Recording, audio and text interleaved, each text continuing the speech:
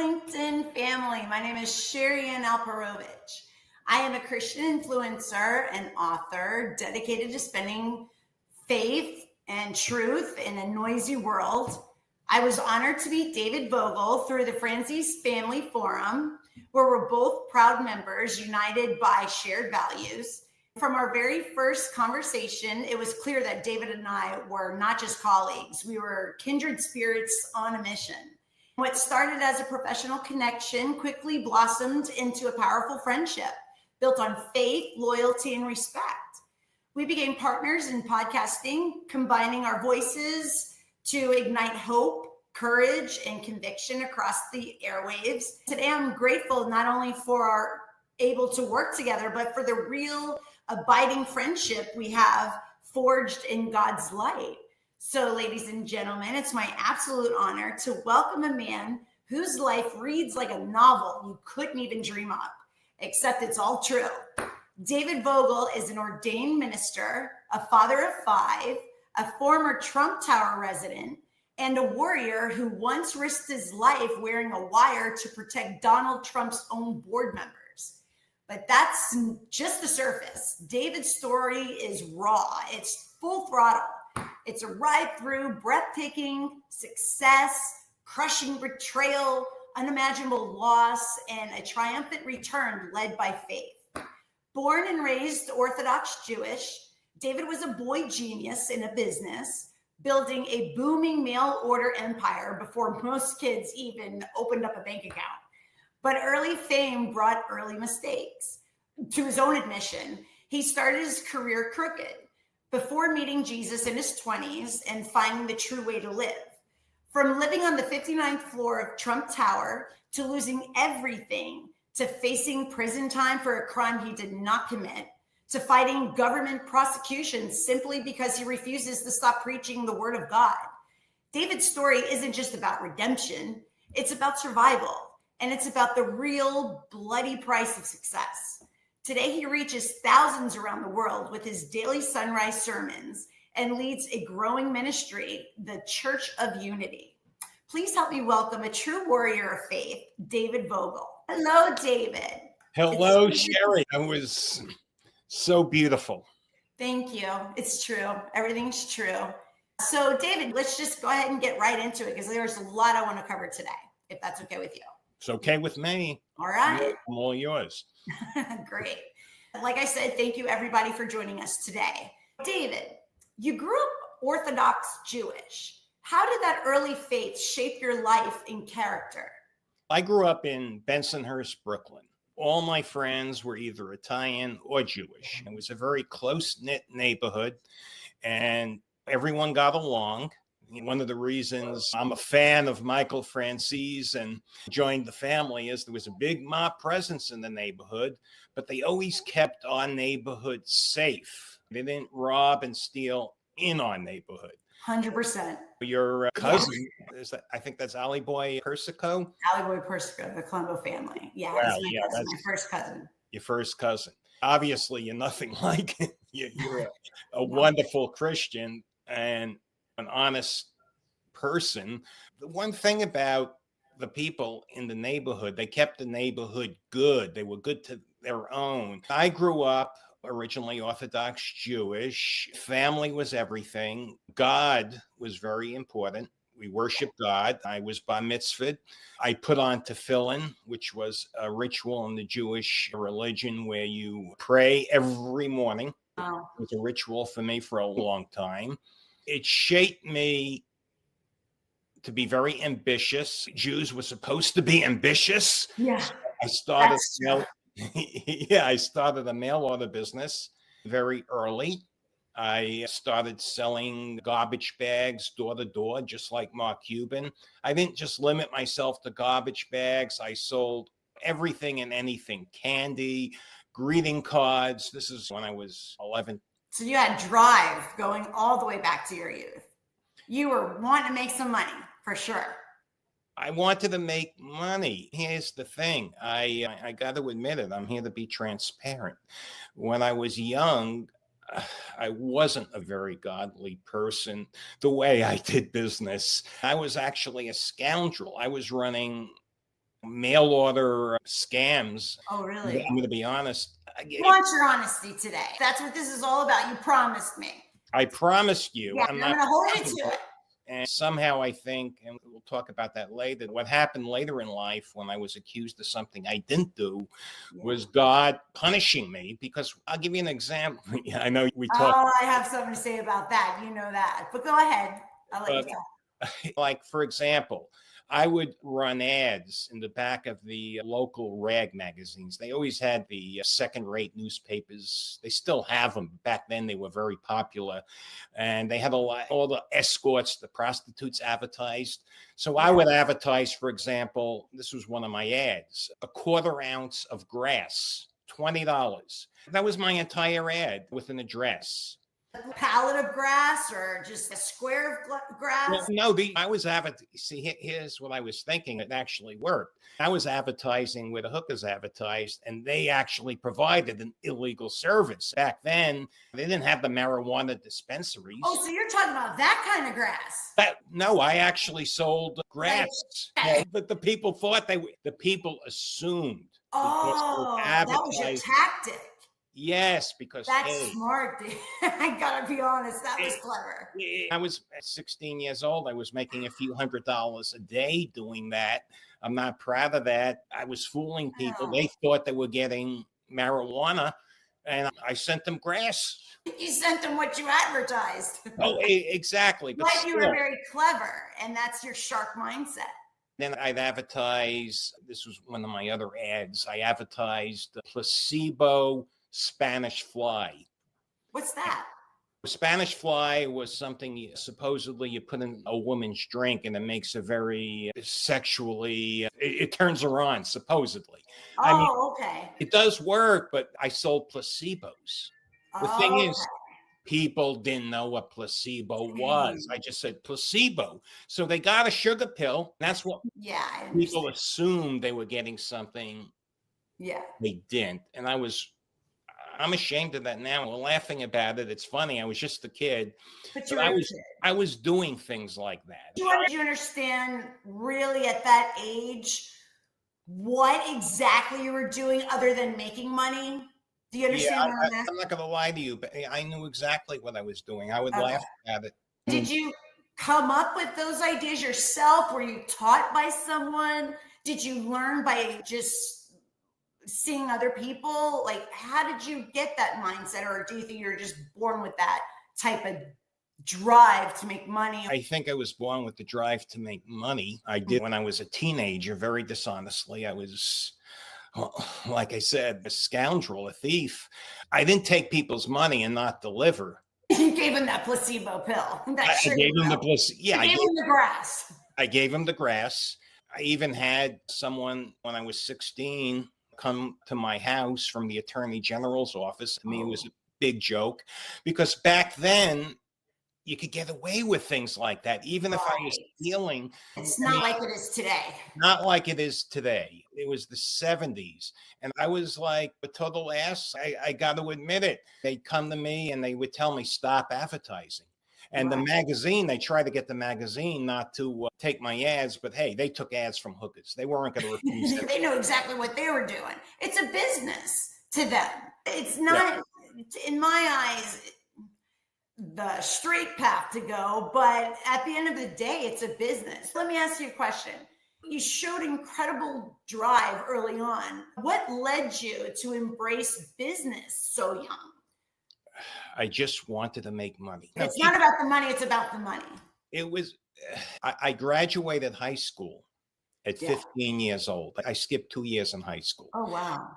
Back then I thought it was great, but it was actually very problematic because I didn't have any girlfriends. Where do you meet girls? They didn't have the internet. They didn't have Match.com back then. Back then you had fake ID, you sneaked into the club, but I was too young for that. The only place you're going to meet a woman is in school. I was the smallest kid in my senior class. I was 15 years old. I didn't get picked on. It was just the opposite. No one even bothered with me. It was like, who's this kid? Right. And by the time I was ready to meet women, it was just horrible because I had no place to go. So it was real problematic. I figured in my mind, just make a lot of money. Don't get the women. Yeah. It does. You got to be honest. It does help. You've been so transparent about mistakes. What was it like being a young, foolish fraudster in business? Back then, I was enjoying it, but I still think, and I'm going to say this again, I laughed at the authorities. I laughed at everyone who complained. I had a lot of complaints, and someone would complain. What do you mean complain? Some people would write letters to the attorney general. Hey, I got this package of grass. Okay. So I'm just going to say, hey, I advertised the 1/4 ounce. Was my count short? Is he accusing me of not giving him a 1/4 ounce of Central Park's finest? I'll send him some more. I don't want any issue. And they would say, come on, you got to stop doing it. I would just laugh at them. That was just one thing. I also used to advertise, all sorts of stuff. I would tell people how they could make money. One of the ads, I ran this in the National Enquirer. And back then, that was the reg. I remember. 16-year-old earns $2,000 a week. Find out how. $5. I would send them 2 pages. I just typed it on my typewriter back then. Hey, do the same thing I'm doing. I elaborated. Hey, that's still relevant today. They're all like, if you want them 10,000 a week, then do this. But not quite at what, 16? And back in the day, that was pretty clever. I got to be honest with you. You were an entrepreneur even as a teenager. How did you end up publishing 27 magazines at just 16 years old? Oh, one of the things I did that was right. Okay. I actually got my ads in 27 magazines for free. I looked for a mentor. I always liked mentors, even back then. So I was young, and I met a guy named Jerry Coppelson. He owned a company called SheriAnn Advertising. He was a big ad. We called him madman. We still do. A madman. I went to a seminar. I heard him speak, and he took a liking to me. Hey, I was young. I was ambitious. I wanted to learn. Psychologically, people like to be teachers. Yeah. And he taught me a trick. He told me that a lot of magazine publishers, if you catch them right before they're about to publish, they have advertising they haven't sold. Right. There's like pages missing. It's not a complete sellout. So you could make a deal with them where they run your ad on a PI, that's per inquiry basis. What does that mean? Per inquiry means you pay them per sale. You advertise your name, your product with their address. The orders go to them. They count the orders, and you basically pay them a negotiated fee for every sale you make. So I did that with my Spanish fly placebos, and I ended up in 27 skin magazines because there was this guy I met that was publishing all sorts of dirt, and he never sold out. Jerry was right. Yeah. And, I got my ad for free. When I say for free, I paid per inquiry, but I didn't have to pay any money. It's probably like a $20,000 hit for me back then, which was just amazing. Wow. Yeah. But, here again, I think, what happened to me, and we'll talk about that in a bit, what happened to me in my 40s might have been God paying me back, because I got away with so much, and I was laughing because I was a kid.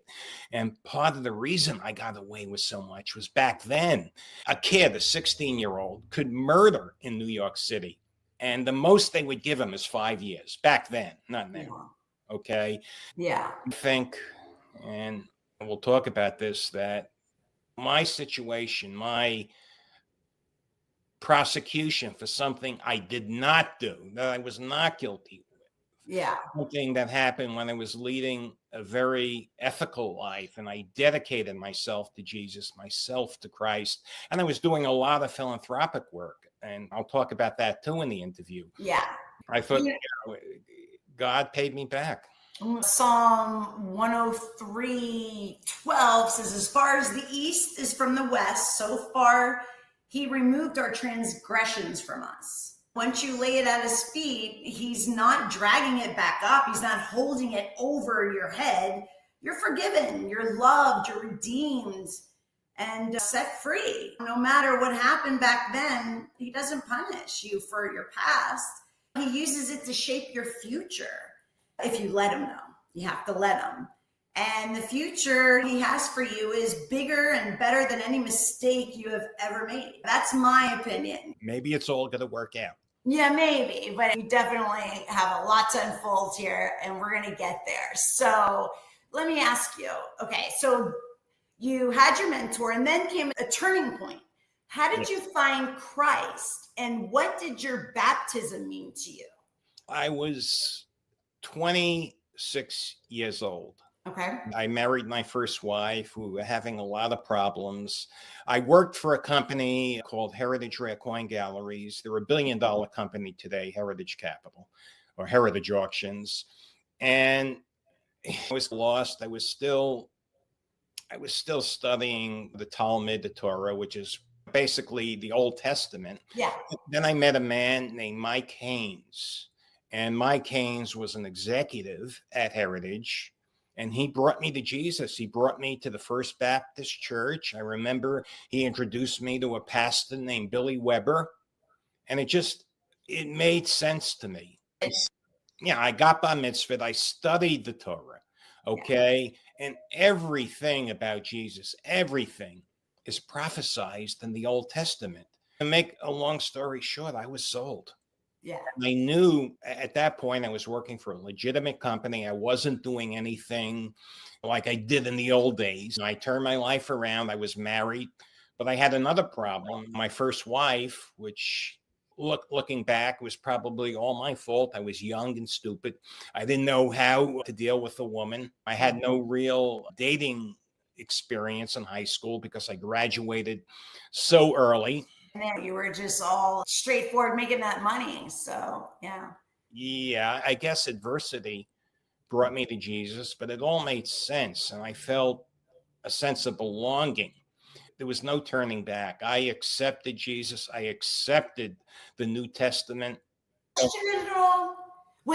Did it feel just right from the get-go when he introduced? Because I'm guessing back then with Orthodox Jewish, it's all Old Testament. Jesus hasn't come yet. Was it ever introduced to you? What was Jesus to you back then versus when you turned 26 and you met your friend? You know where I'm going with this. Yeah. What was that light bulb? Jews always believe in the Messiah. They just believe the Messiah. Yeah. Then when scripture was read to me in the Old Testament, basically they used the Old Testament to prove Jesus is the Messiah. It just clicked. At the First Baptist Church of, I think it was Richardson, just make sure I remember, it was a while back. Then I eventually went to the First Baptist Church of Dallas because I was a fan of Zig Ziglar and I wanted to meet him, which is a story I'll tell you another time. But I started going to Bible studies and I felt it all made sense. It was just logical. The Messiah was here. Yeah. Okay. And everything about Christianity made sense. Everything was just so beautiful. I just felt so good going to church. I felt so wonderful. Fulfilled. Perfect word. Fulfilled. Yeah. Everything seemed right. Yeah. I understand that. You also turned outward, giving back. Tell us about your work with the Council for Unity. Council for Unity, I've been involved with for about 50 years. It's the one thing I did in my life that is just wonderful. Council for Unity was born back in the days of Bensonhurst when I was very young, when a federal judge said that African-American students and white students have to integrate. So back when I first started going to school, there was no black kids in our school. It was just the neighborhood kids, and the kids started getting bussed in. What happened is a lot of very misguided people from our neighborhood would meet the buses of African-American kids, adults too, but mostly teenagers, with dogs and bottles. It was a full-blown riot. Bob DeSena, who was my English teacher, wonderful guy. neighborhood guy. He made peace. It was a miracle. He convinced everyone to put down the bottles, put the drugs away. And then it was a mission. Council for Unity goes into schools and prisons, and it does amazing work. As a matter of fact, when I was in business in my 40s and I was very successful, I contributed a lot of money. Oh, wow. So I was their number one financial private contributor. I also did a lot of work sitting down with Bloods and Crips and gang kids. Later on, that would save me a lot of problems when I went to Bloody Beaumont, which I'll tell you about in a bit, because I had a history of dealing with people, and it was just so wonderful. The miracles that Council for Unity did is amazing. For example, in Suffolk County Prison, there was about to be a riot, and Bob DeSena walked in and he negotiated peace. He turned gangsters, killers, into a band of brothers. Wow. That's special. To me, it's sounding, you're thinking that that was your punishment, what we're about to speak of next, but it's all in God's plan. Everything that happens to us in life circles back to a greater purpose. You know what I mean? So I could talk to you till you're blue in the face about it, because I personally don't believe that it's a punishment, but it was your cross for you to lay down at the feet. However, okay, I'm going to switch gears a little bit, and I want to talk, because I have so much I want to cover with you today, because you are such an interesting person. So let's talk about your family life. How did marriage, remarriage, and raising not 1, 2, 3, 4, but 5 children shape you? I loved being married. I loved Shanae Murray, who is my personal coach. Yeah, she's drill wonderful. Sergeant. She's your drill sergeant. Drill sergeant. Great at what she does. She makes me do live events on LinkedIn. Maybe you can explain what she does for everybody. Who she is. She's a coach and a LinkedIn consultant. She's really the queen of LinkedIn. Yeah. She has 1 million followers. If you're going to be marketing on LinkedIn, she's the go-to person. Oh, she's amazing. I love to catch her videos when I can't catch her live. She's just such a wealth of information, but yeah, she's great. Anyway, she talked about the average perfect day. When I look back, for me, what was an average perfect day? And it was average. It happened a lot. It was nothing out of the ordinary. That's waking up with a pregnant wife. And that's amazing. That's beautiful, David. That's really beautiful. Especially when you have a toddler playing in the background, and they're usually up before you. And married life was just wonderful. You're so special in that sense. That's a beautiful thing, for not to say anything, but for a man to say something like that, that's definitely special. That's definitely a calling, and your children are so blessed to have you, because thank you. There's just it's not that common. There's a lot of men out there, but to say that your average perfect day is to wake up to a pregnant wife, normally we're like, oh, I don't want to stay away from them because they're hormonal or because they're uncomfortable. But that's great. That tells a lot about your character. Oh, thank you. I love that about you. When a woman is pregnant, she also likes to be held and adored and fussed over. That's your baby in there. You know, that she's growing and nurturing. That's yours too. So part of her is, and you realize that. And I think that's just wonderful. She's at her peak of beauty. Wow. All right. Now you're laying it on thick. I mean, you're right. If you just break it down and think of what's happening. My husband would come over and say, so what'd you do today? Oh, I'm growing a baby. What'd you do today? That's what I would say to him. But anyway, it's great that you notice that, recognize that. And it's really special. It's really special. So that's your perfect day. That's great. It's my average perfect day. Hopefully it will happen again soon, but we'll talk about that later. Oh, it will. Ladies, come on. Okay, so shifting gears again, you rebuilt everything on honesty, right? Yeah. And what was it like running an ethical numismatic business? That's what I did when I was married. Most of my life, I had a rare coin company. It was wonderful because I had a reputation of being the Ralph Nader of the rare coin business. I had a lot of clients who were multimillionaires. I had a few clients who were centimillionaires. One client I think was a billionaire. He never told me, but he spent millions of dollars with me. Wow. It felt good because I was very trusted. The one thing about the numismatic business, a handshake and a promise are the fabric of an agreement. Yeah. We didn't have contracts. It's amazing. People would do $100,000, $200,000 deals, Just even off a $1 million handshake. deal on a handshake. That sounds like Italians for sure. But yeah, that's something. That was the way it used to be. It's definitely not that way today. Yeah. It's in that business. Yeah. It's a very close-knit business. Yeah. Yeah. And you achieved so much great success afterwards. So how did honoring God and loving your kids fuel that success for you? Just God was part of my life. My kids were part of my life. God is love. My life was just full of love. Yeah. I was doing a lot of great things. I was very respected in the numismatic industry. I was also working with Bob DeCenter. I continued my relationship. I would sit down with the Bloods, the Crips, the Latin Kings. It was preventing a lot of violence. Yeah. That felt good. I had a knack Sure. at dealing with these people.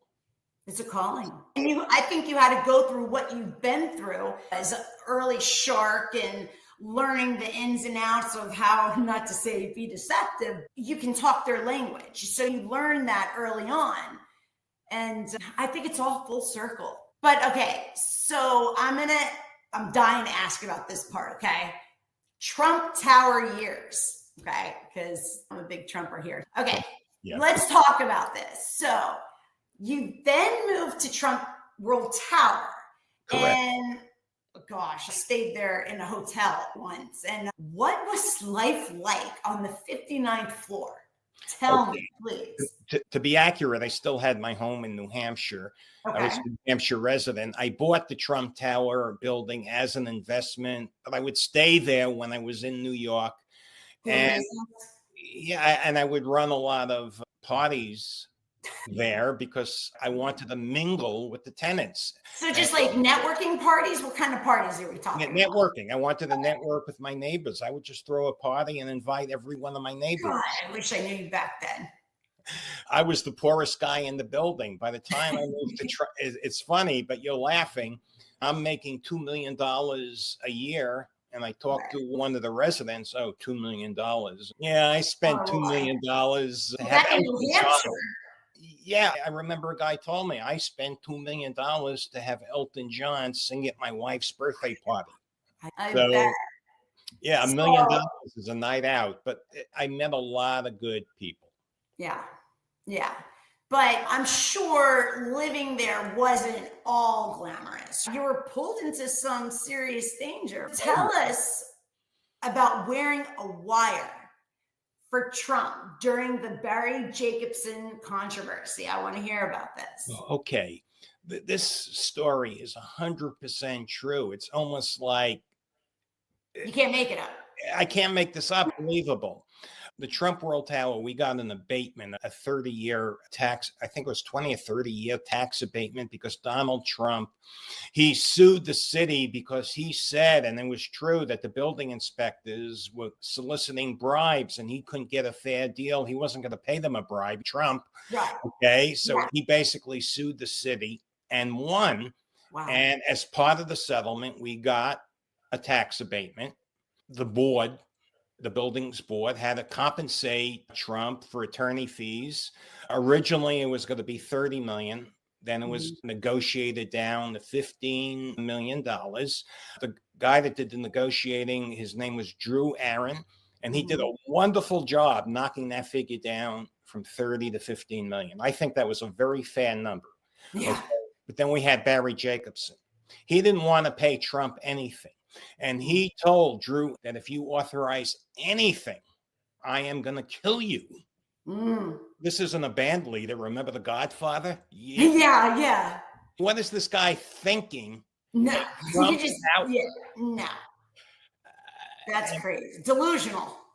It's totally delusional, although Barry was very wealthy. Deborah Stotts, who was one of Trump's executives in the building, she asked me to see if I could fish around and get some information from Barry's cousin, who happened to live in the apartment right next door to me on the 59th floor. So I wore a wire and, wow, I did some undercover work. A lot under your belt. Wow, that's. How did you feel about that? Were you nervous? I know why you're doing it, but that couldn't have been easy. It wasn't easy, but I'm going to be very honest with you and transparent. I wanted Donald Trump to know I did it. I wanted to get in with the Trump faction. Any cost. And I did think I was doing what was right. Yeah. I mean, Drew Aaron was a very nice man. He was totally shaken because I was around him when that happened. He was nervous. He was scared. Yeah. Barry Jacobson probably had $100 million. And wow. to this day, I wrote about that in the story in one of my newsletters on LinkedIn. And every so often, I look at the metrics. Barry Jacobson is looking at my profile. I'm not terrified. There's still got to be some uneasiness about it, though, right? I believe God will protect me. Yes, 100%. And I'm not and doing the right thing. We both grew up in a mafia neighborhood. Your cousin was Ali Boy Persico. A real mobster would not threaten a Trump Tower executive. It just wouldn't happen. They're going to threaten a band leader, some guy, small guy in a construction company.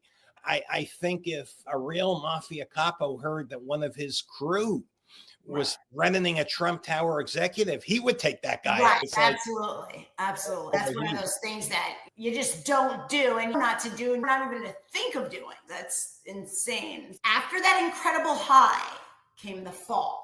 What was your downfall of God's discipline? Okay, let me rephrase that. Was your you know where I'm going with this. Was your downfall God's discipline or something else? Those are my words. You're moving my notes to you. Let's be transparent. I think it was God's discipline because what I was prosecuted for, I think it was outrageous. I had a medical clinic.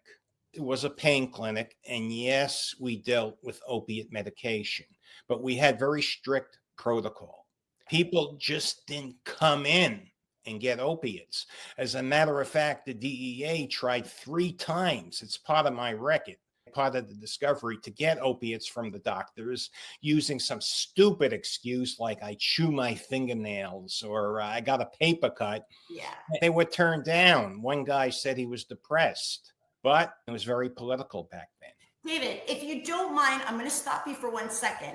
Sure. Let's back up a little bit and let my viewers know exactly what the fall was. Yeah, let's start there because then we'll continue on to this area. I was prosecuted for conspiracy to distribute drugs. And when was this, David? The indictment came down in 2008 when I was indicted.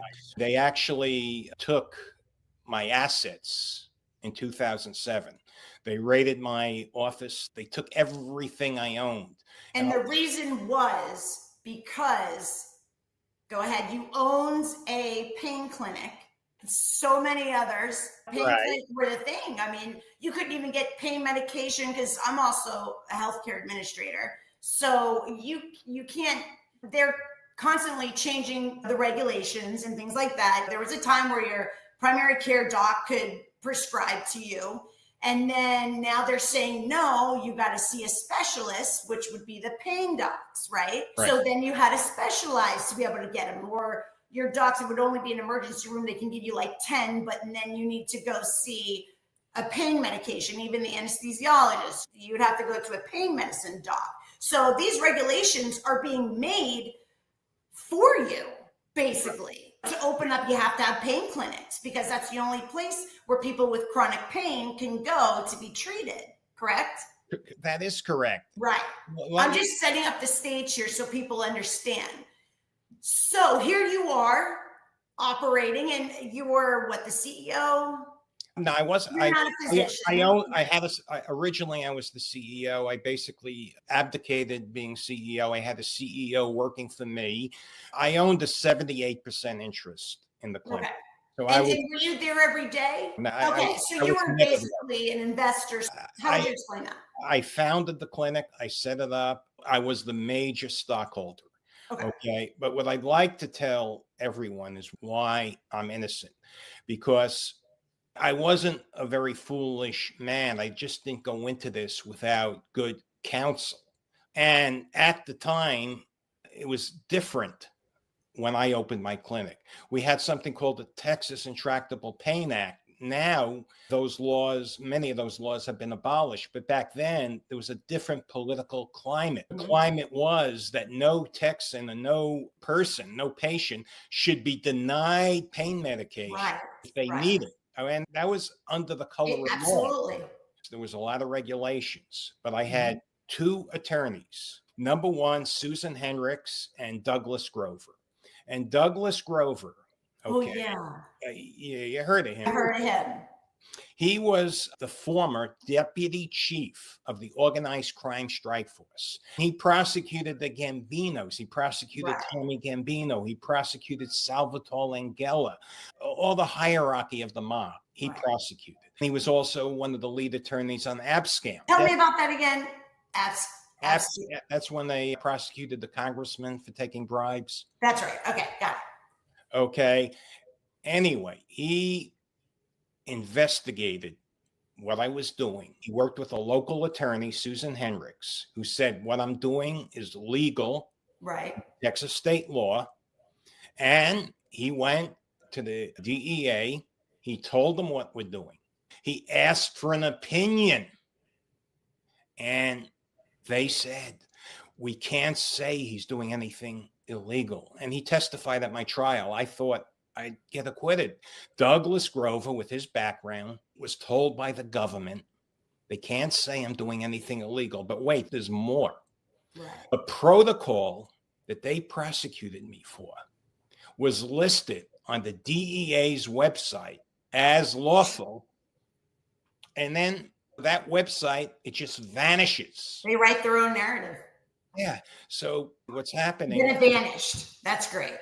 All of a sudden it vanishes.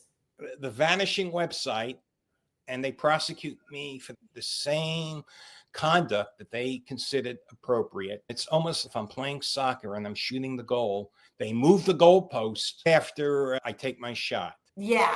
And I'm going to say one other thing. Later on, they prosecuted me based on a objective standard, meaning my standard of medicine had to be objective, which means it could be anything they want it to be. The reason I'm bringing this up is later on, the Supreme Court, just a couple of years ago in the Rouen case, said these type of prosecutions have to be subjective.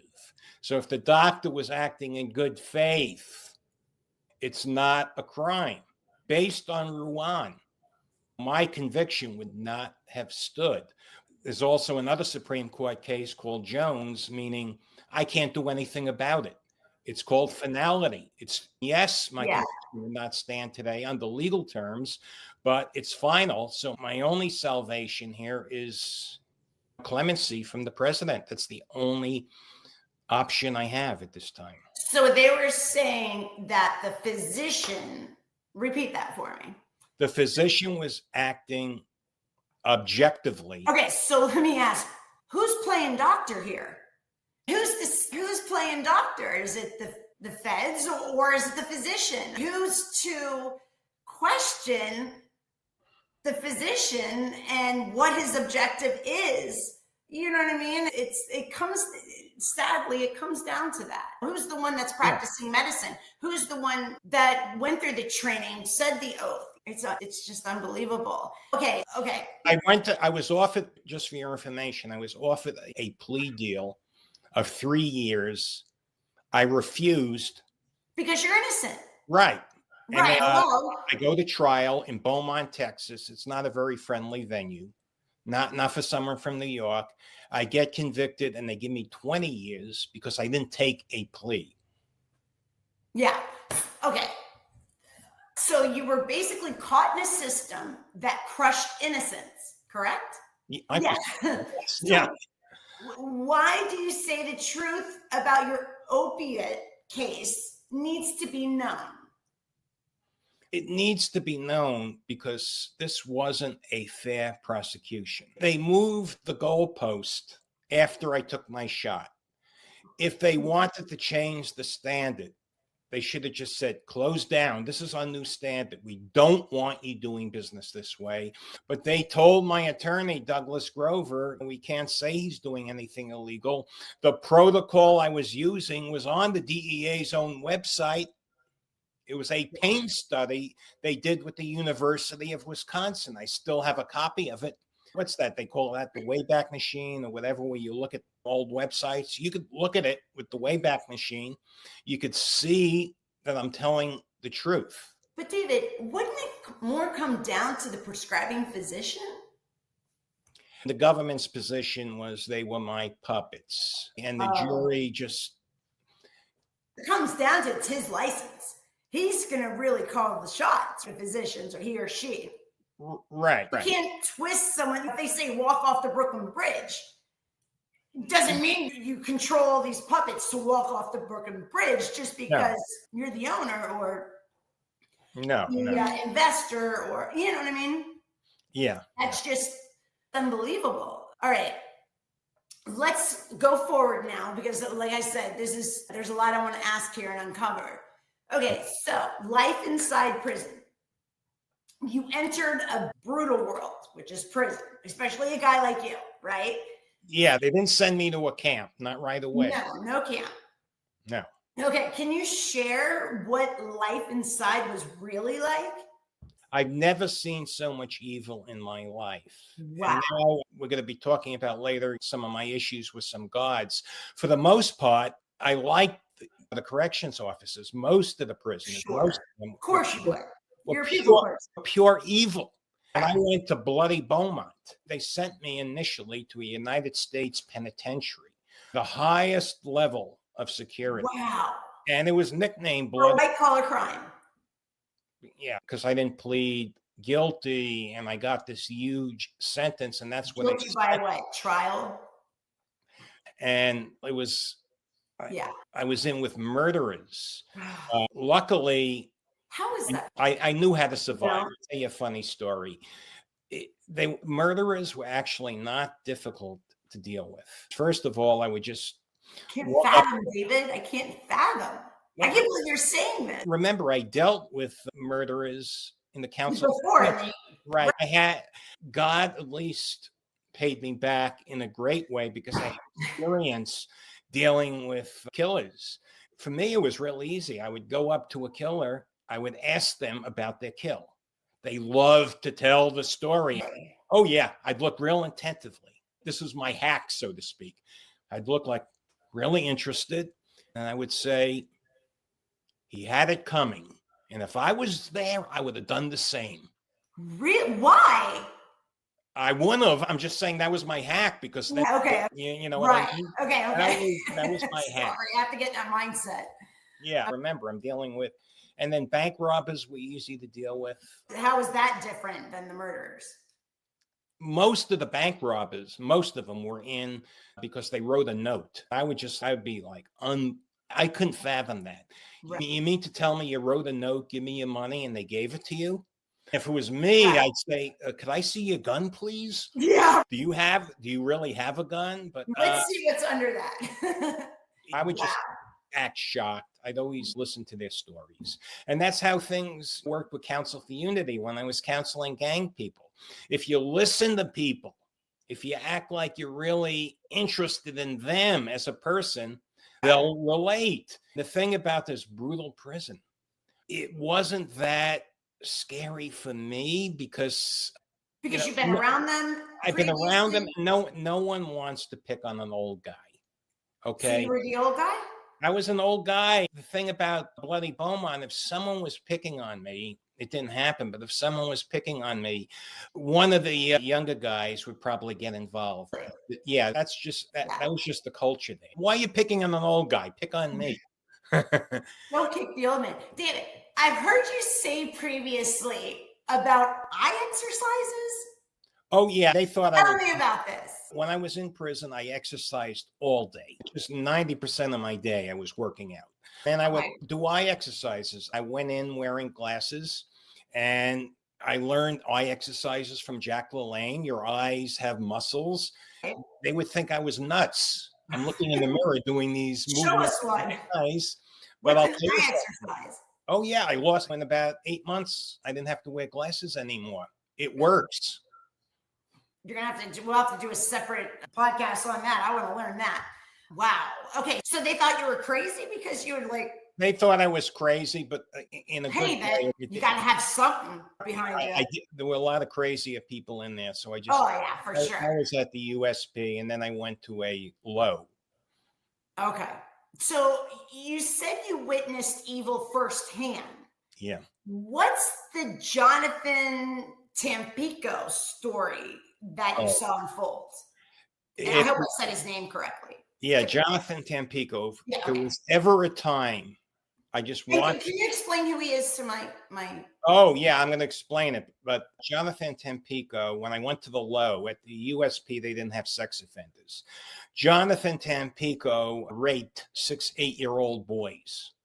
He got a very relatively short sentence for that. He was in federal prison for child pornography. They gave him 30 years, which I thought is a lot for pornography, and 6 years for rape. I think it should have been the opposite. It should have been the opposite. But I remember him telling me when he mentioned the boys, it was all consensual. It was all okay. They consented. I wanted to smack the guy. 8 years old. 8-year-old boys. Believe me, that was the only time I really wanted to smack someone. I held back because I knew he was protected. Back at the Beaumont Low, they protected the sex offenders. Why? I heard that is the opposite. That's what you always hear, that if you go in as a sex offender, they're going to kill you. At some prisons, yes, but not at Beaumont Low. That they had to send them there because otherwise they'd all be dead. And these were some horrible guys. So if that guy, Jonathan Tampico, was in the USP where I came from, he would have been killed. Okay. The first day, he wouldn't have lasted a day. But at the low, you even look at them the wrong way. The gods will throw you in the shoe. They'll throw you in solitary confinement. The same thing, the shoe in solitary confinement. Yeah, that's what they call solitary confinement. So I wanted to smack the guy. And I'm not a violent guy, but when he said, I have 4 sons, he said, oh, yeah, imagine my 8-year-old son. Yeah, it was all consensual. When you're a parent, it's hard not to make that correlation. You know what I mean? And that just in itself brings on anger. And you also said that you faced abusive staff. What happened with, I think it was the abusive guard you mentioned? All my years, this was at the camp.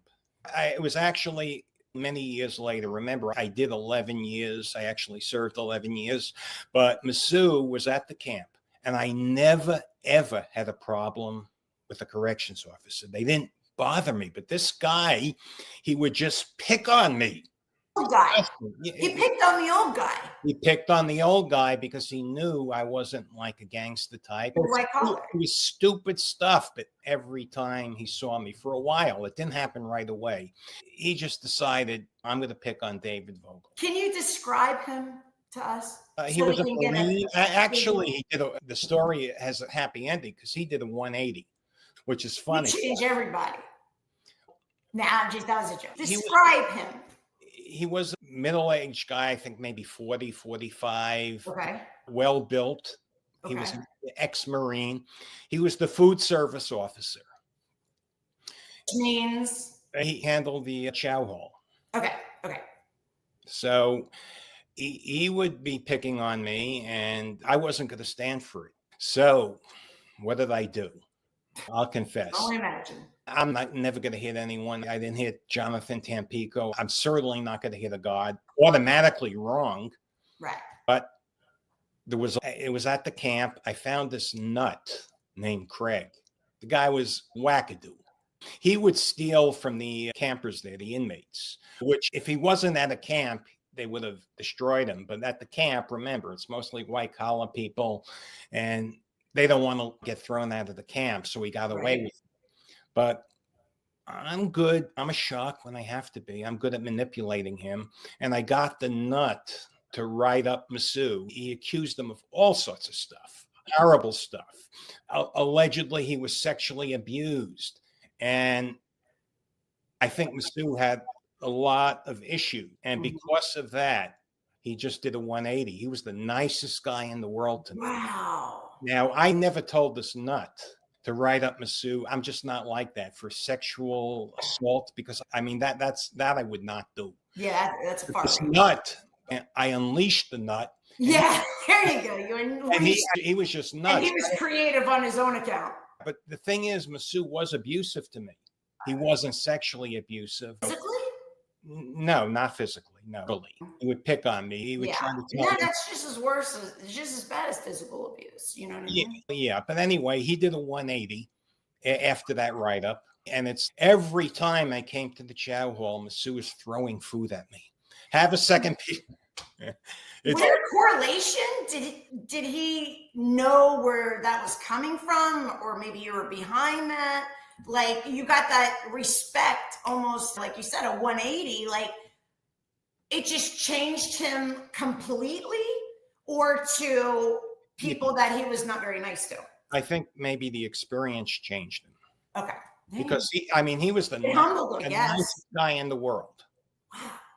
Yeah. And I want to stress, I would never tell this guy Craig, who was the nut, to accuse someone of sexual abuse. I think that's going too far. That is. Okay, but this guy was totally nuts. Like the right guy. You unleashed the nut. Yeah. So he said that life was harder at the prison camp. You already explained that, what the verbal abuse was like compared to the USP. Yeah, at the USP, inmates wouldn't verbally abuse you. When I was at the camp, there's the CEO that's What's the difference of the camp? I'm not familiar. Between a camp, there's no bars. You could literally walk away. There were some people at the camp, they would spend a couple of hours at the hotel down the block. Really? Okay, and then come back. They'd come and go. Oh. Sometimes they got caught, sometimes they didn't. Most of the time they didn't get caught. But at the camp, it was harder there where there's more freedom. There's more freedom, but some of the inmates there were very abusive. Yeah. They would just yell at me. They wouldn't yell at me at a USP. Because even if I didn't do anything, someone else would have done something. And yet, even in prison, you found purpose. Tell us about, you had mentioned about training dogs behind bars. We hear that a lot. At the camp, I was in the needs program.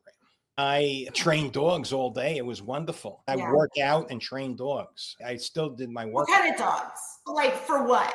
Service dogs. Service dogs. With disabled vets and handicapped teens. I remember a handicapped teen got one of my dogs. I was very proud because I spent over a year training her. Sure. We also have a dog. You have a companion. Sure. It's nothing better than a dog that doesn't talk back. Yeah. You know what I mean? That's a man's best friend. You called out the failures of collective punishment in prison. Tell us about it. Collective punishment is what they do. Okay. And this goes back to when I was at the low. If someone does something and they don't know who it is, they punish everyone. That's against the Geneva Convention, but they do it anyway.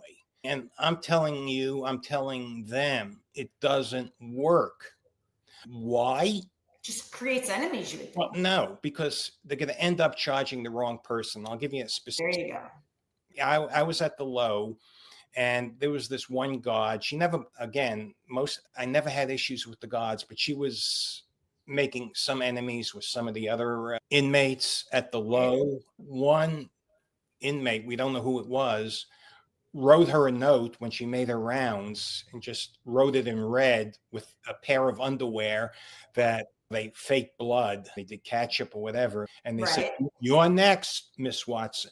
Oh my God. That's awful. That I would never approve of that. I think that whoever did that should have been punished. But what happened was they punished everyone.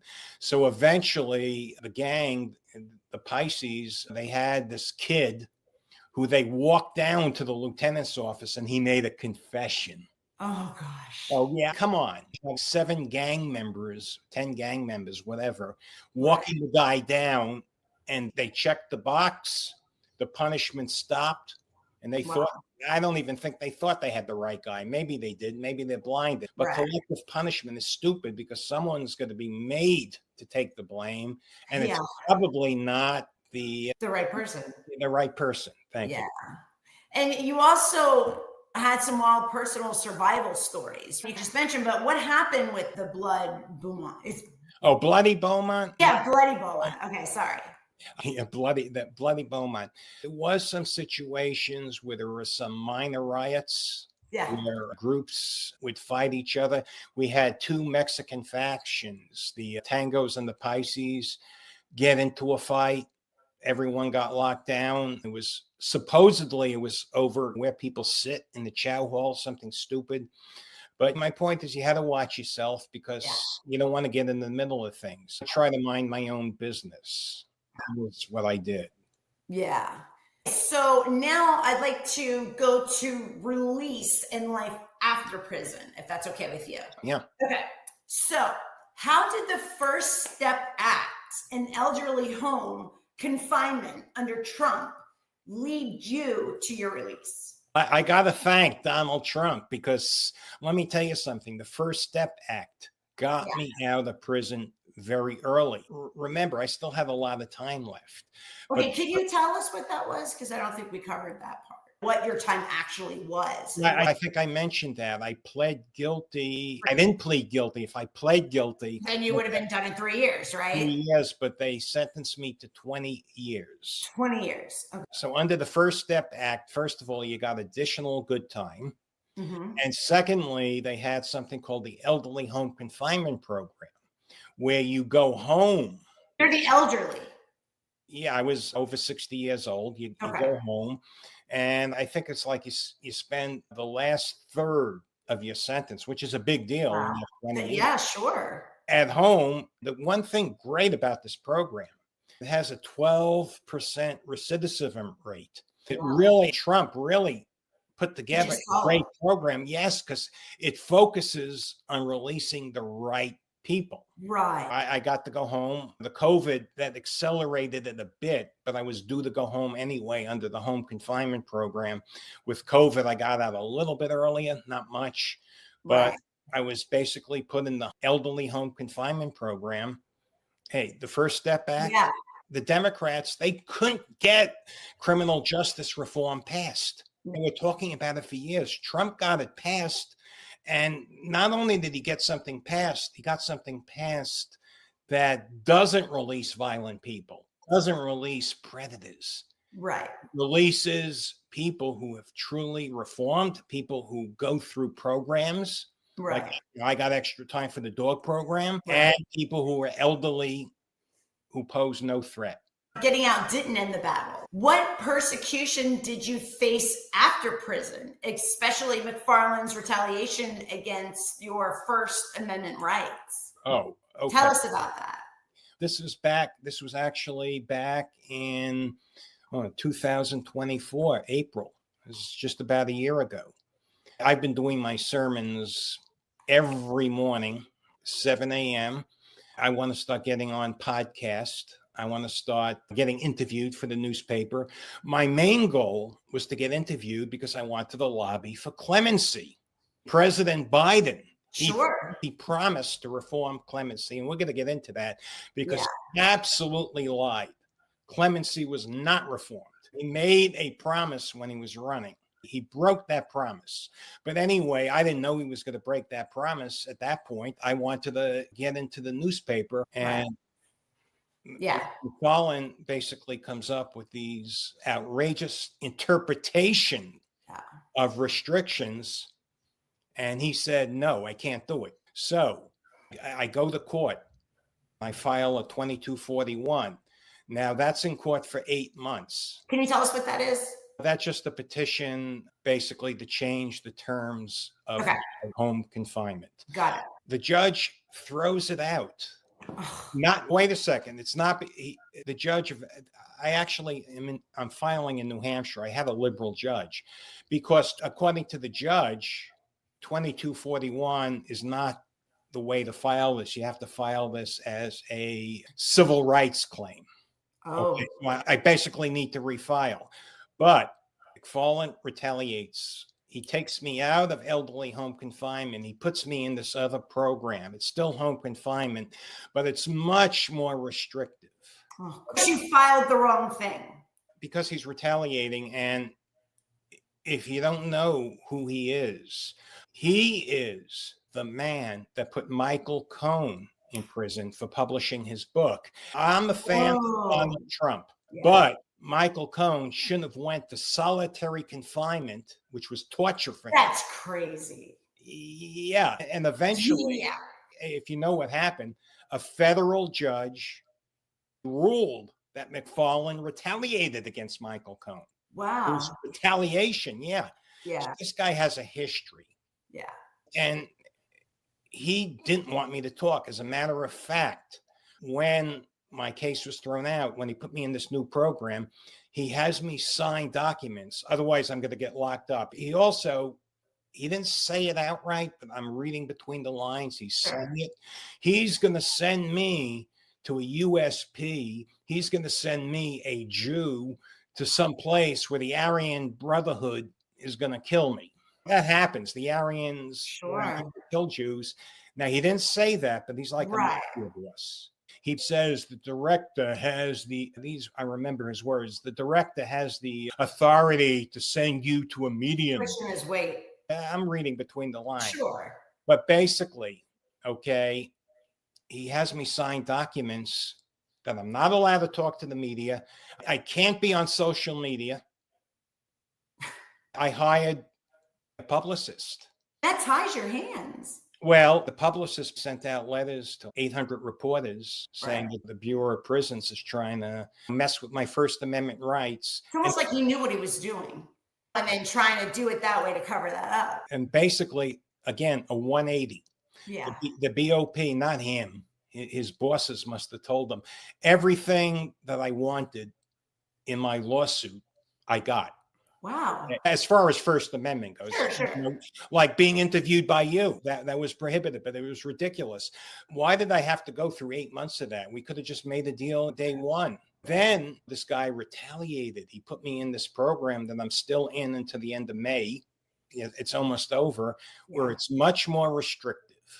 And I don't really want to get into all the details. Sure. I have a lot more freedom under the old program. Luckily, I'm a hermit. I don't leave my house very much anyway, and it's only the end of May. But this guy, for example, has me making trips every week to Manchester to check in. Wow. Why? I know why. I know why they say. Yeah, of course. He also retaliated against me in this program. He's claiming I have to get his approval to take the medication that I've been taking for 4 years under the old. Wow. It's ridiculous. He's telling me my pain medication was not approved. A physician? It is approved by a physician. I know. That's what I'm trying to say. Not by him. I'm in a lot of pain. I'm an older guy. I have a herniated disc in C5, C6. I have stenosis. You're a medical profession. Yeah, I have 5 and 6. I had the surgery. You know how bad that is. Yeah, I did. And then above it, 4 years ago, again, I had a doctor prescribe me medication, and he's telling me that it's not approved. You added this in May? Yeah. But the thing is, that's another, since he started this, that's 7 months where I'm suffering. Now, no, I still have excruciating pain. It's not good. There's no reason. When my terms of the elderly home confinement program basically say I can't take any drugs, without physician's approval. But I had physician's approval because this was illegal. Well, they're the only ones that can give it. Otherwise, it's illegal. My position is this guy, he's full of retaliation. Oh, here's another thing. I'm preaching every morning since June 2023. He comes up with another rule. I can't call myself pastor. What is that about? Excuse me. He's citing some rule that in prison, it's a security risk, which it may be. I'm not going to But argue. you're not in. You're at home. You're at home. I'm home confinement. And it wasn't like this before in the old Well, program. no, he put me in this program where And you didn't do anything. I didn't. There was No, nothing. yeah, I filed for my First Amendment rights. I wanted to be interviewed by people like you. I want to tell my story. I want to get a pardon from President Trump, hopefully. Hopefully.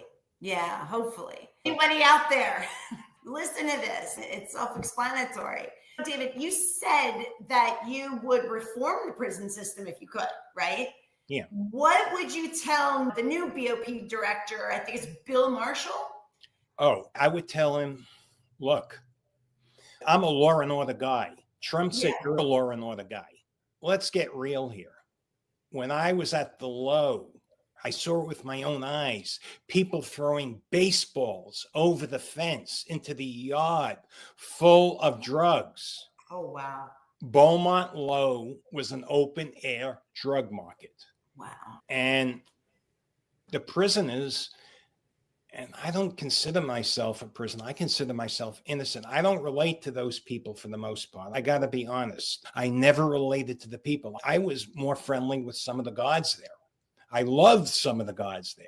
Yeah. I never had an issue until that one guard started picking on me. Most of the time, I was very friendly to the guards. That's your personality. I wouldn't think otherwise. Not even hesitation for a second. That's not something that you just change overnight. That's something that's in your character, in your personality. Yeah. I couldn't even fathom that. But you stayed strong in your faith, even when you were mocked. What happened with Farewell rolling his eyes at Jesus? Tell me about that. This was before I was taken out of the elderly home confinement program. I had a great probation guy, Scott Davidson. I'll tell you about him in a minute. He was just wonderful. He was honest. He didn't let people get away with anything. He was an honest guy. He was humble. He wasn't arrogant. He gets promoted. Then I get this other probation officer, Matthew Farwell. He just like mocks me. He's not a nice person. I think he was very disrespectful to me. Yeah. I never had that problem with, and I'm an easygoing Scott Davidson. I think he and McFarlane got together also. This is just my theory. I don't know. Yeah. They just want to be transparent. I just think he was very disrespectful. I feel I was mocked when I told him I was a minister, when I was doing preaching work. I'm a nothing. Yeah. Yeah, I know. I just was not very happy with losing Scott Davidson. Davidson was a good guy. Yeah. Okay, so let's move forward, and because I think we're definitely almost at an hour and a half here. Wow. But there's some really important things I do want to ask you. So if you don't mind. No, go ahead. I'm all yours. I promise. Yeah. I'm going to kind of try to squeeze this all in. Okay. Yes. Okay. Faith, family, and future. That's what I want to concentrate on now. Okay. You have a vision for your future that includes faith, family, and family, of course. Why do you say a woman won't marry a man without promising a future? Let's be real. Okay. It's not just about money, but a woman, if she's going to marry a man, she wants him to have a promising future. She wants him not to be, not to be a loser, especially if I want to have a family, especially if I want to have children, which I do. I want to have more children. Yeah. I have to be a provider. A pregnant wife might not be working. A pregnant wife might need to be provided for. So I don't want a relationship contract. Part of my not taking a plea. I have to agree with you, David. Yeah. Okay. I definitely have to agree with you in that. So I see where you're coming from for sure. But I didn't mean to interrupt you, but I just had to share that. Oh, okay. So that's a great way of thinking. It's not just old fashioned, but it's a comfort. It's a partnership. That's what we want. And we're women. We want that security of the man. We want to know that we don't have to run the show, and even though it's different today, but still, I have to say I do agree with you in that sense that we want a promising future. We want to know that there is a future. We want you to come with your own tool belt. You know what I mean? So I think that's the right way to look at it for sure. That's why I need a pardon. Yeah. Because a pardon will give me a potential future where I could have a family. And contribute. Yeah, you can have a family, you can have a wife, and who's all going to contribute to society in a positive way. And that's what we need. Quite frankly, McFarland, he suppressed the word of God. He told me I can't call myself pastor. That's a critical issue for me. That was your turning point. Besides wanting a family, the Church of Unity, I want 1 million members. I want to build it into a global church. I want a church, and I'm going to be very transparent, that's also able to provide for me and my family. There's nothing wrong with that, because if I build a mega church, I'm legally and morally and ethically entitled to be compensated, but that's the way I want to be compensated, spreading the word of God. Yeah.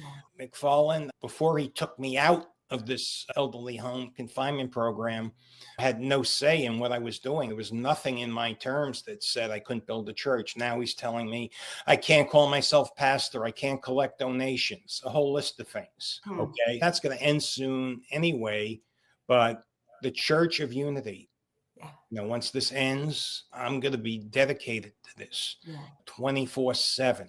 I'm helping my kids with the solar business because I owe my son.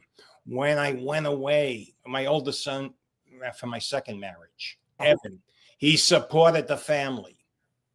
And that's big. I owe him a debt. I owe him money, and I'm helping him build the solar business into something great. Okay. Done. Yeah. All right. Now I'm going to slap you around a little bit. Okay. You once believed that Trump abandoned you. Okay. But now you say you were wrong. And I want to know what changed your view. You changed my view, Sherry, because you told me the story. I was like upset because I was a big fan. I did at the time really admire Trump. I voted for him in 2020. When I put in my petition for pardon, back when I was actually in prison the first time, I talked to some people. I'm not going to mention their names, but they know who they are. I knew them at Trump World Tower. They are close to Donald. They told me they were going to talk to him. Okay. And I thought, you never know. Maybe, I gave it my best. Sure. And I wanted them to tell Donald, because maybe he didn't know. Hey, I'm one of his soldiers. I wore a wire. When Barry Jacobson was threatening to murder your man, Drew, who stepped up. There were other things I did to help during that situation.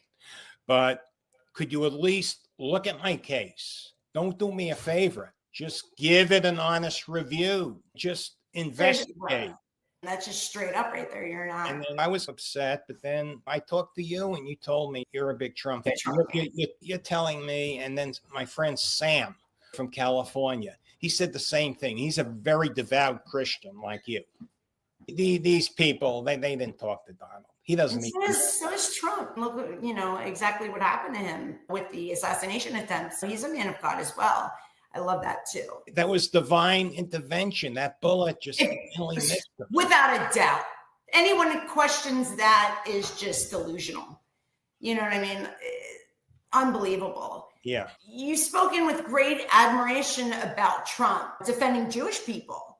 Why does that move you so deeply?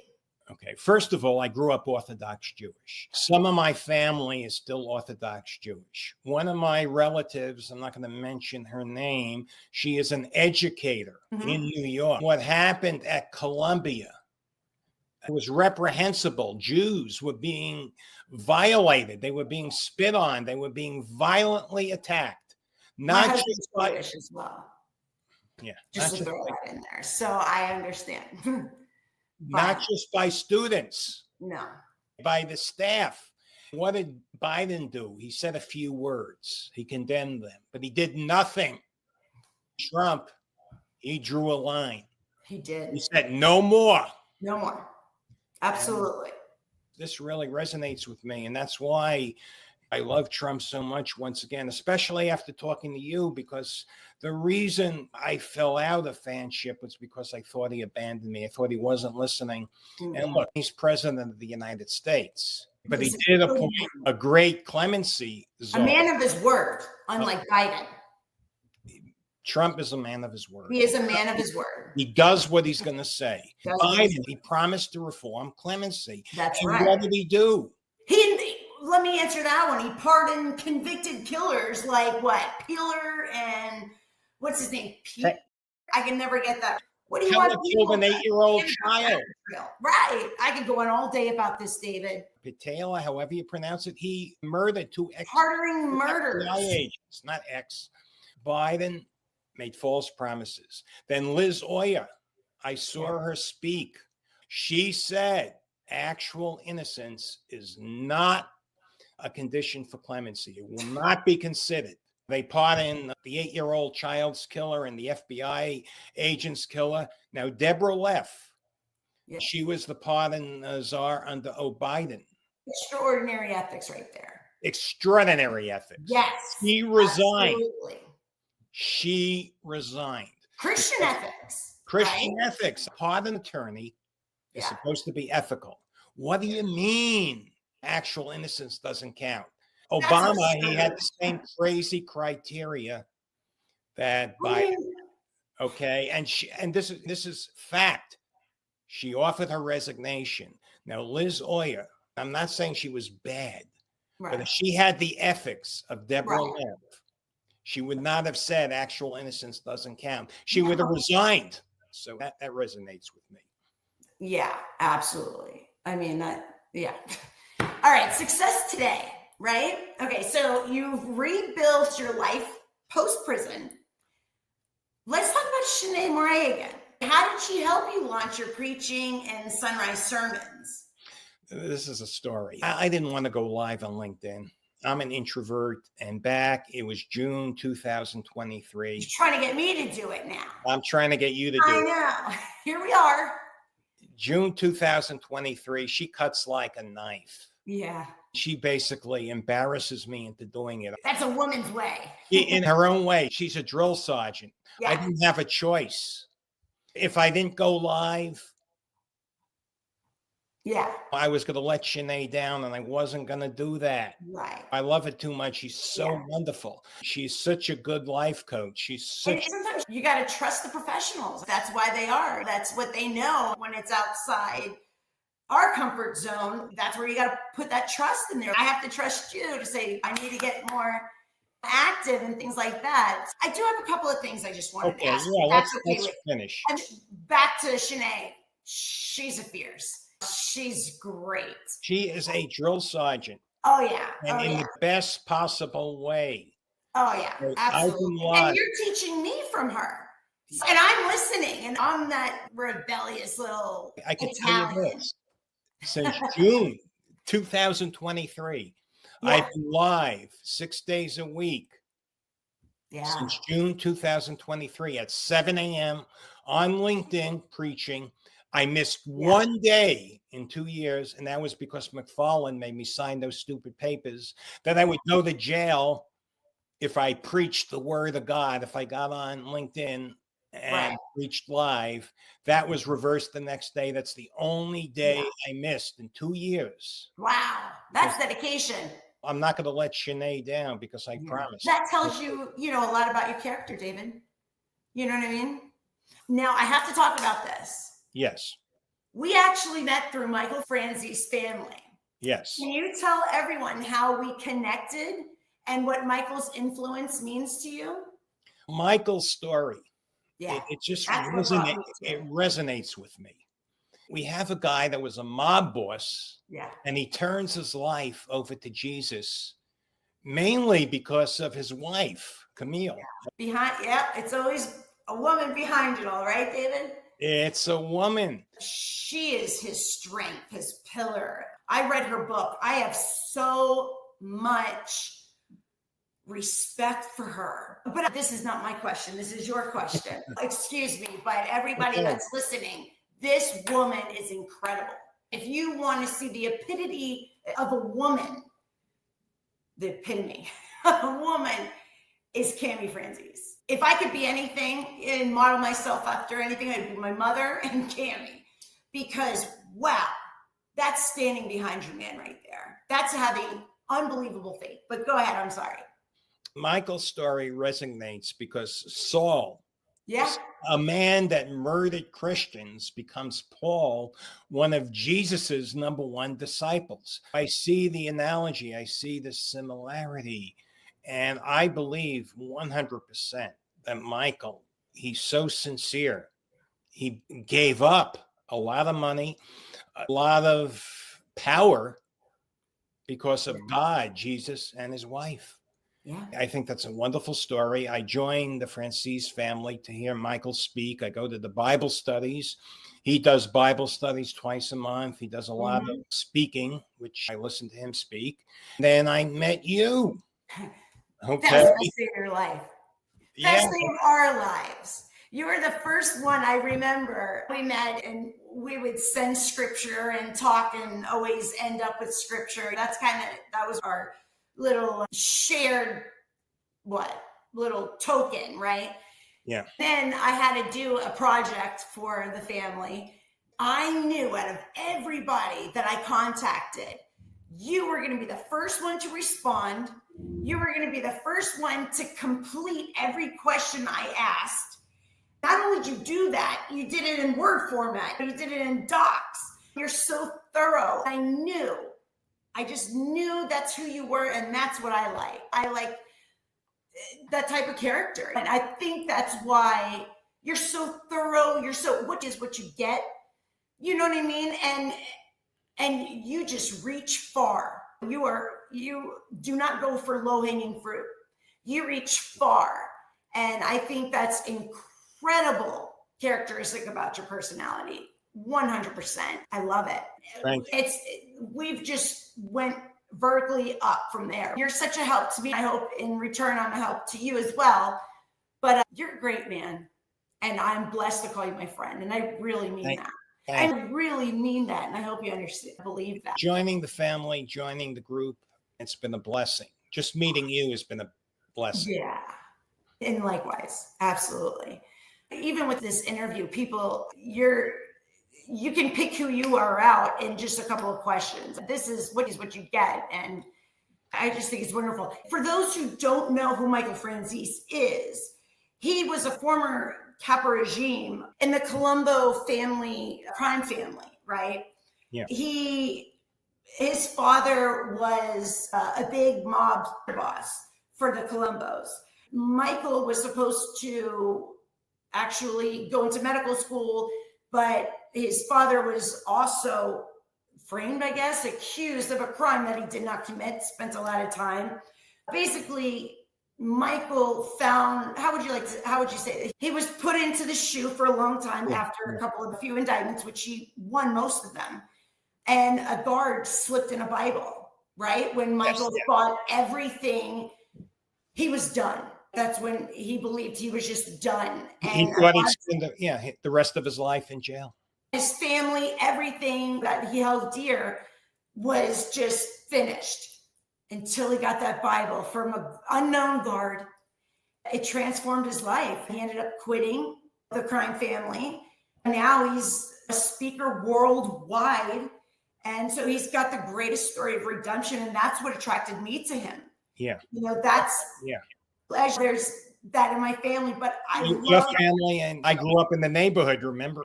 Yeah, exactly. So he's a motivational speaker, an author, and a media personality. And he's just, his story is just unbelievable. And it's all because of his wife. Now, I mean, it had to be him too, but anyway. Yes, yeah. I just wanted to throw that out so people know who we were talking about. Okay, so you've said that you were shocked that I'm going to back up a little bit. Michael Cohen's secret wire recordings were admissible, right? I know I'm really turning this, but I'm kind of switching around a little bit because we're running into 2 hours. Wow, I'm shocked. I know. I could talk to you all day. I know. We spend hours on the phone at night sometimes. Oh my God. I know. You have so much to tell. And I'm so always much to be heard, David. I'm always going You to be know? transparent and honest. Yeah, we definitely have to do this again. So Michael Cohen's secret wire recordings, I just wanted to catch up on this, were admissible. Why is that wrong in your view? Michael Cohen is an attorney.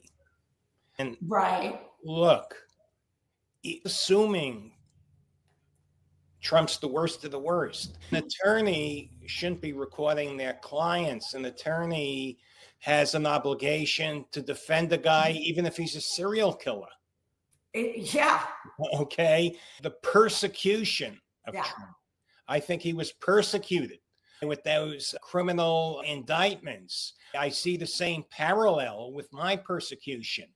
Whether you love him or hate him, those prosecutions were persecutions. You don't have a guy's attorney testify against him, even if he's a serial killer. That's just how I feel. Yeah. That shouldn't have been admissible. The judges felt otherwise. I'm just weighing in as someone who's totally shooting from the hip. I can't fathom how an attorney can testify against a former client in a criminal trial. Yeah. And you've also said that Trump is being persecuted today. From everything that you lived through, what parallels do you see? I've been posting. Good news. I've been posting on LinkedIn, and I was made a manager of the Republican coalition group on LinkedIn because of my writing. I write pretty good. You're a wonderful writer. Some of the articles I wrote, this stuff where they're calling him a fascist, he's getting people who are really bad people, out of the country, like this Abrigo Garcia. The guy beat his wife black and blue. There was a boot print on her back. Oh, come on. He's MS-13 tattoos. Couldn't be any more black and white. They're talking about due process. He's not entitled to due process. He's not an American citizen. If he was charged with a crime, he would be entitled to due process. He wasn't charged with a crime. These never Trumpers, these people are just picking on him, and they're siding with the worst of the worst, like that judge in Milwaukee, the defendant that she tried to protect from ICE. He strangled a man. He beat a woman. Senseless. It wasn't just like a slap. He violently and senselessly beat a woman. How do you make sense out of that? Trump wants to send him out of the country, and you have these judges that are trying to tell Trump that he's going too far. Who's going too far? Let's ask that question. They are. They're going too far, and frankly, I'm an ordained minister. I'm a Christian, but these people are so evil. Yeah. The people he are throwing out, they're evil people. Yeah. Yeah. It's just, it gets me. Yeah. Okay, flipping the switch.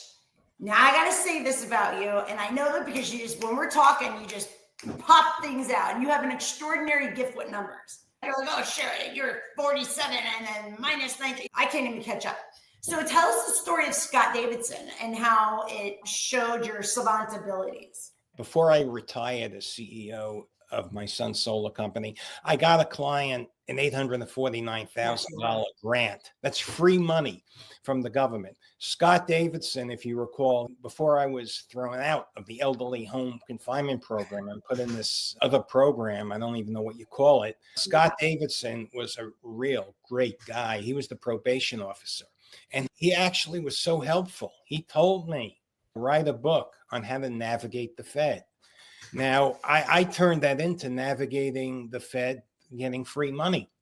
He actually gave birth to this idea where I could get clients, mostly centimillionaires, because I'm very honest. I deal with people who are very sharks. I could get them $1 million free money from the government because I know how to navigate the Fed. There's one thing I'm really good with is numbers, and I'm very anal. I read. Yes, you are, but in a good way. Yeah, I read the notices I get from the federal government about free money. I read them thoroughly. And I'm helping federal myself. government. That's us. That's us, the federal. That's our tax money. It's your, I'm sorry. But it's yours too. You know what I'm saying? So it's everywhere.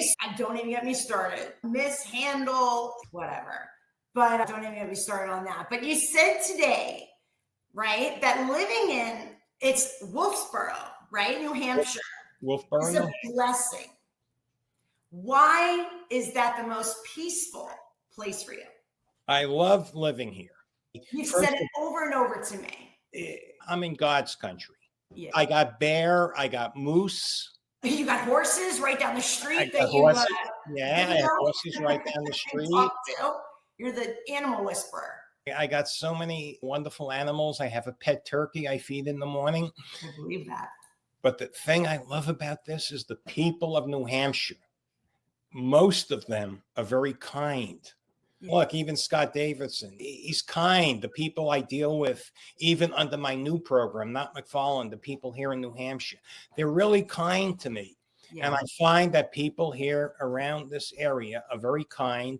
When I'm walking down the street, if I have to cross the street, they'll stop their car. Stop it. Yeah, really. Even stop your car. I think I need to move there. Here they just hit the gas. People are kind. That's great. I'd love it too. That's great. Yeah. It's beautiful there. When I seen the picture, the foliage, everything it's really beautiful there in New Hampshire. And I sent you a lot of pictures, didn't I? Yes, you have. Yes, you have. Okay, now I got my one. Okay, I got two more. Okay. Because then I got to get for carpool or else my kids are going to be. Okay. After all you've survived, what is your final message about the real price of success? The price of success. Yes. The price of success was a video topic I was supposed to do like a year and a half ago in Shanae Murray's mastermind class. I never did it.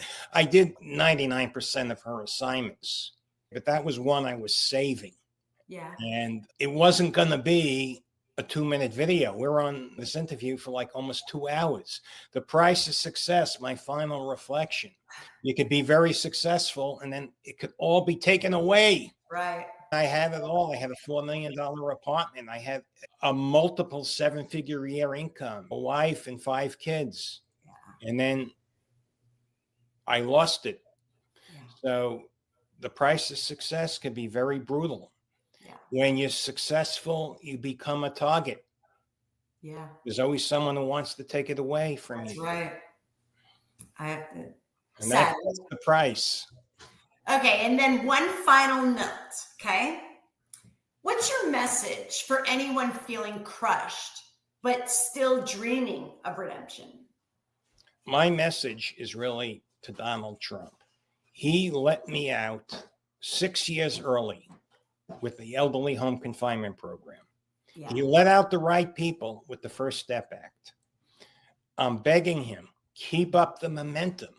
Yeah. I'd love for Trump to sign the Trump clemency doctrine and let Alice Marie Johnson, who he appointed as pardon czar, do her job. I want to preach. I want to spend my life preaching. And I want to promote Council for Unity and Church of Unity, both. I want to continue working with gang kids, turn them around. Help with reform. And there's so much. Yeah. Oh, yes. I want, and maybe I'm selfish, but I want a wife and children. I'd like to have 3, 4, maybe 5 or 6 children. The only way that's going to happen is if I get clemency. I can lead my life, I could preach, but if I want to have a wife and children, sure, I need to be able to provide for a wife. Sure. And you deserve that. You deserve that. I think I was prosecuted wrongfully, but like I told you earlier, I was a scoundrel when I was a teenager. Sinners, David. We've all. So what you do today is what matters, and what you do tomorrow is what matters, right? Yeah, but some people call it karma. I don't believe in karma, but I believe in God.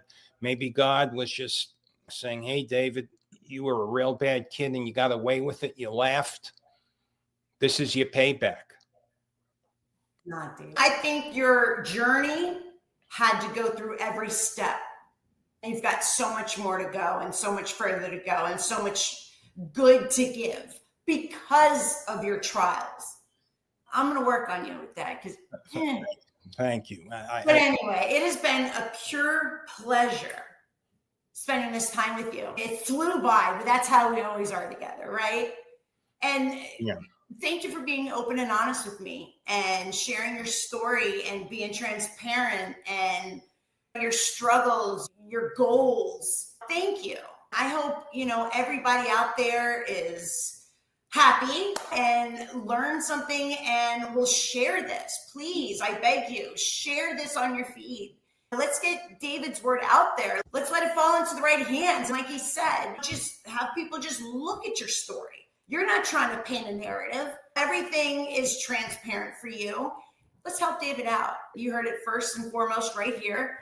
He's a good man who deserves a good future. So, ladies and gentlemen, today we've journeyed through the remarkable life of David Vogel, a man who has faced profound trials, embraced redemption, and now stands as a beacon of faith and resilience. David's story is not just one of personal transformation, it's a testament to the enduring power of faith, right? And the human spirit. From his early days as a young entrepreneur to the challenges he faced with the justice system, David has consistently demonstrated courage and integrity.